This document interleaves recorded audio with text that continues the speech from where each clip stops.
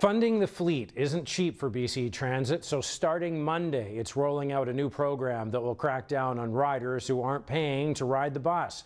As Jordan Cunningham shows us, a riders advocacy group is fighting for change, which would keep more change in riders' pockets.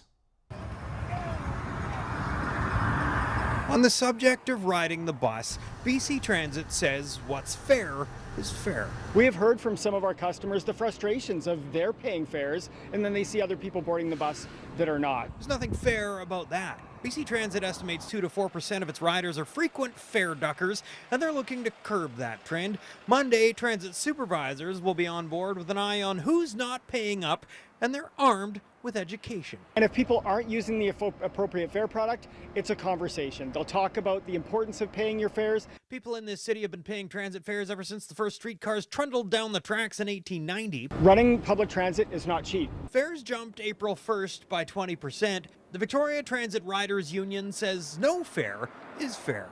Fair in the sense of everyone paying. That's not what fair actually looks like on the ground. Liz Cronin is a spokesperson for the group. She's also a trauma counselor and says any fare enforcement brings negative consequences. Even when we're at this level of the program that has really nice words around it, like awareness and education, you're confronting people in front of others. Cronin says people facing poverty, including seniors and teens, will face undue stress and intimidation for something that should be free for everyone. People who are racialized, people who are poor, they will be disproportionately affected by this. Especially when the enforcement phase is rolled out. They'll be empowered to ask people to leave the bus. They'll be empowered to remove fare products, digital fare products from phones.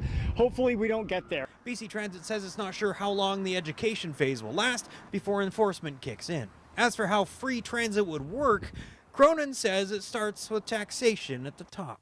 Wealthy corporations and wealthy individuals, I'm sorry, but I do not believe that they can't afford to pay for people to take the bus.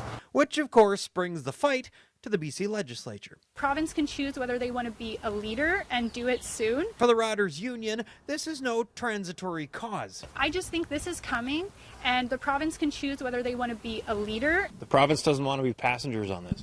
No, get in the driver's seat. Fair education starts Monday.